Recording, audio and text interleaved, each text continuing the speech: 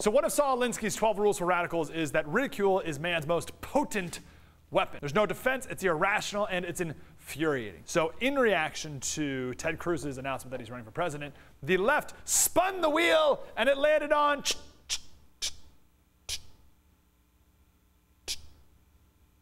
ridicule. Here's the deal.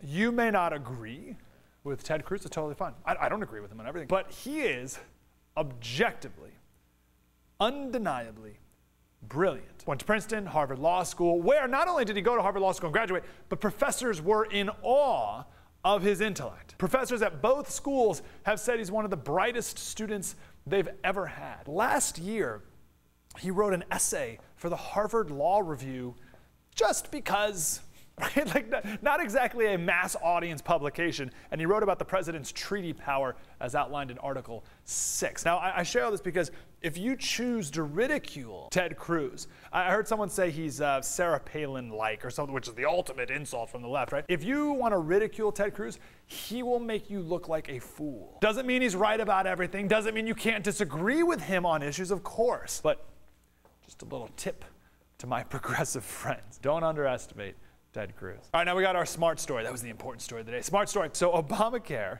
requires that every restaurant over a certain size, so I want to highlight Domino's Pizza here. Every item on the Domino's menu has to be up on the wall with a calorie count. So every single kind of pizza that Domino's makes has to have a calorie count. So the question is, how many variations of Domino's Pizza are there? So think about it. So you can get a pizza with pepperoni on it. You can get a pizza with anchovies and pineapple. Miles, what's your favorite kind of pizza? Sausage. Sausage pizza. Anything else or just sausage? That's it. You can get, why are you yelling? I'm right here, jeez. All right, so think, how many different types of pizzas can you get at Domino's? I asked a friend the other day, he said 16,000 different kinds of pizza. That's a pretty good guess, 16,000 different varieties of pizza, because you also gotta imagine size. Do they have like different crusts? So, do they have different crusts at Domino's? Yeah, maybe like a cheesy. Yeah, like Pizza Hut goes crazy with their crust. 34 million. It's crazy. And they have to do that because of Obamacare. So there's 5,000 Domino's locations. Now, here's the thing. Only 1 in 10 Domino's customers ever go into the Domino's. Most get it delivered, right? So most people will never even see the calories on the wall, as if they would care if they did. If you're going to Domino's and you're ordering a Meat Lover Supreme pizza with cheesy bacon crust or whatever, you don't care if it's 10 million calories in each slice. So I share this because it just highlights a perfect dichotomy here between free market and government. Domino's has been dominating lately. Their stock prices 5 years ago was like $13, now it's over $100. $2 billion in sales 5 years ago, now $9 billion.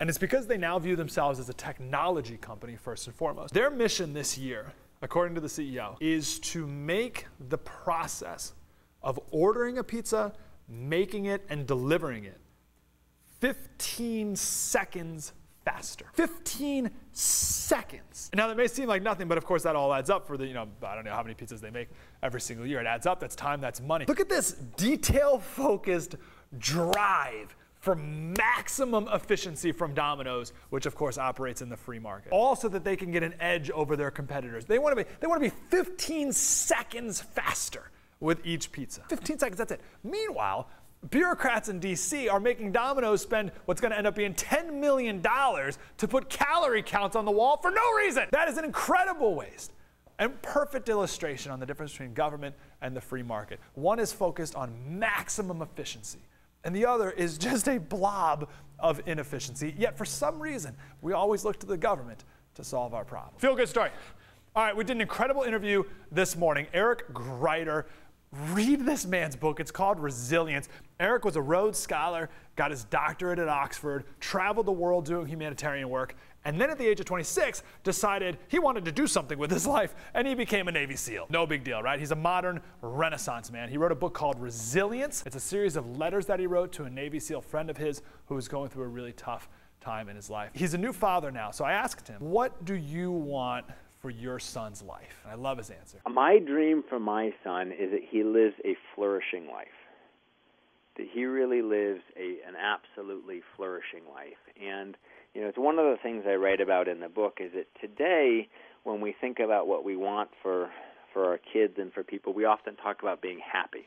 And happiness is important, and in the book we talk about 3 different kinds of happiness and how resilience helps you to build those 3 kinds of happiness in your life. Please buy this man's book. You will be happy you did.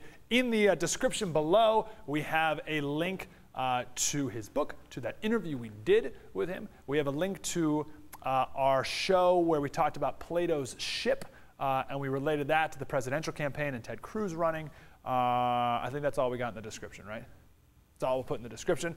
We got to run. You can click right here for our last YouTube show. Please click right here to listen to our daily radio show. And please click right here. The whole screen is our YouTube, not YouTube app, I screwed up. Our Liberty Tree app. Right here, click the whole screen is Liberty Tree app. Please download that for free. How much time do we have left, Miles? 1 minute, that's it. 1 minute left? I have nothing else to say. Oh, we're on Meerkat. Here, bring Meerkat over. Here you go, Meerkat. Here's our Meerkat. Here's Meerkat. So this is weird. This is like very meta. Like what's happening now?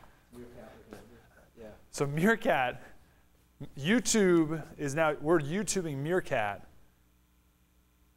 later.